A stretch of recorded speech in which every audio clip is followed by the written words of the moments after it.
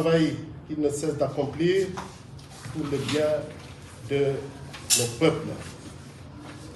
J'arrive comme évêque de Ziguinchor après Monseigneur Paul Abel Mamba, transféré le 4 novembre 2021 par sa sainteté le pape François au siège épiscopal de Tambacounda.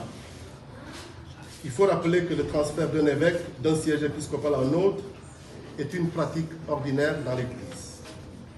Dans notre contexte de Ziguinchor, avant Monseigneur Paul Abel Mamba, Monseigneur Prosper Dodds, premier évêque du diocèse de Ziguinchor, a été transféré en 1966 du siège de Ziguinchor à celui de Saly.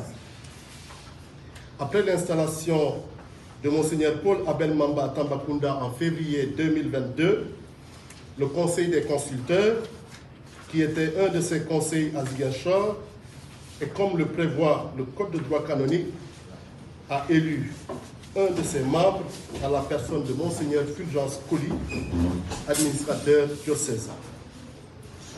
L'administrateur diocésain a pour rôle de diriger le diocèse le temps de la vacance du siège épiscopal. Je salue ici le travail accompli durant ce temps par Monseigneur Fulgence. Sa sainteté le pape François m'a nommé évêque de Ziguinchor et cette nomination, comme je l'ai dit tout à l'heure, a été rendue effective le 20 juin ici à Ziguinchor.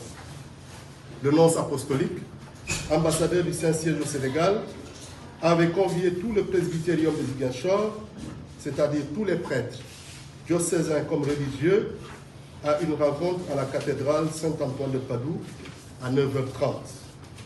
C'est au cours de cette rencontre qu'il m'a été signifié à 10h, en synchronisation avec Rome, ma nomination comme évêque du diocèse de Ziguinchor. Je remercie sa sainteté le pape François pour cette marque de confiance. Je remercie également le nonce apostolique au Sénégal, Monseigneur Valdemar Sobertag, qui a conduit toute la procédure de la nomination. Je mesure bien le poids de cette charge. Ziguinchor est un diocèse important dans notre pays, partageant avec le diocèse voisin de Kolda une situation fortement marquée par ce qui est appelé conflit casamance. Cette situation impacte évidemment sur l'annonce de l'Évangile, qui est ma première mission. Pour mener cette mission, je voudrais d'abord compter sur les forces vives de notre diocèse, les prêtres, les religieux et religieuses, les fidèles laïcs. Je voudrais aussi compter sur l'État et nos frères et sœurs des autres religions, nos frères musulmans et ceux des religions du terroir, puisque nous sommes tous embarqués dans un même destin qui est celui de notre pays, le Sénégal. Dans le processus de nomination d'un évêque, il y a des étapes. Après l'étape de la nomination, suit celle du sacre et de l'institution.